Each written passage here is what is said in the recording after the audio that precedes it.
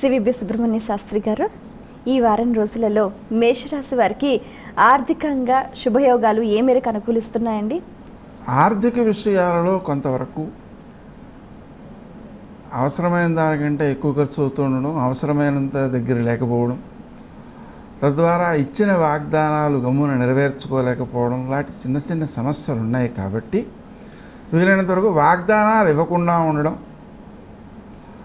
ఆర్థికంగా 2-3 మార్గాలలో ధనాన్ని సమకూర్చి ఉంచుకోవడం, అదేవిధంగా సుమంతో శ్రీ కార్తవీర్యార్జునాయ నమః అనే మంత్రాన్ని జపించుకుంటూ ఉండడం శ్రేయస్కరంగా ఉంటుంది.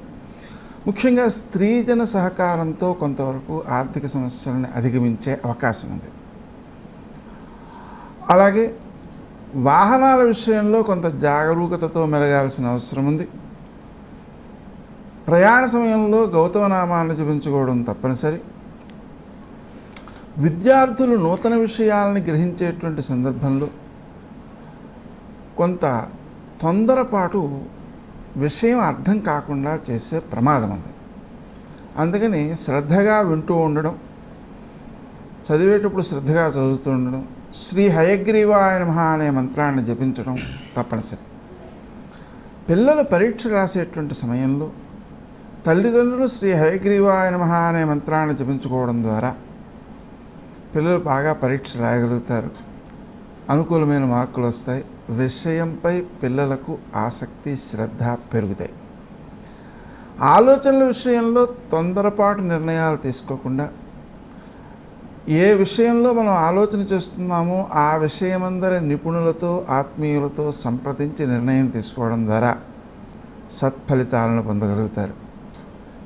శత్రువులు ఇబ్బంది పెట్టడానికి ప్రయత్నాలు చేసినా ఆ ప్రయత్నాలు మీపై ఫలితాన్ని ఇవ్వవు కాబట్టి జంకాల్సిన అవసరం లేదు. కానీ మీరు వారి ఎత్తులకు పై ఎత్తులుగా ఆలోచన చేస్తూ మీ నైపుణ్యాలను పెంచుకోవడం ద్వారా భవిష్యత్తులో గౌరవాన్ని పెంపొందించుకునేటువంటి అవకాశం ఏర్పడుతుంది.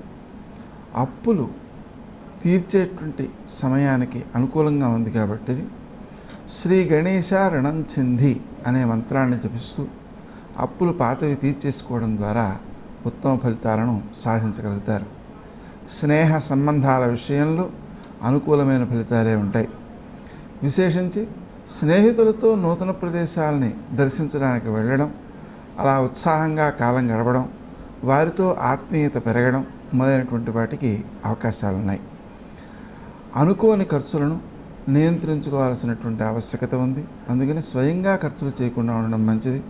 ముఖ్యంగా వారం ద్వితీయార్థంలో ఈ విషయంలో ఎక్కువ శ్రద్ధ చూపించాలి. లేని పక్షంలో సమయానికి ఇబ్బందులు పడేటువంటి అవకాశాలు కూడా ఉంటాయి. అందువల్ల వీలైనంత వరకు స్వయంగా మీ చేతులతో డబ్బులు ఖర్చు పెట్టకుండా ఆత్మీయుల ద్వారా మాత్రమే మీకు అవసరమైనటువంటి వస్తువులను సమకూర్చి పెట్టుకోవడం శ్రేష్టంగా ఉంటుంది. మేషరాశి వారు పఠించవలసిన స్తోత్రాలు ఏవండి? సూర్య నమస్కారం చేసుకోవటం చాలా మంచిది. ఆలయ సందర్శన క్రమంలో ఏ దేవీ దేవతలను దర్శిస్తే మంచిదంటారు? సూర్యనారాయణమూర్తి యొక్క ఆలయాన్ని దర్శించడం ఉత్తమం. ఈ రాశి వారు చేయవలసిన దానాలు ఏవండి? సూర్య ప్రీతిగా గోధుమల దానం చేయండి.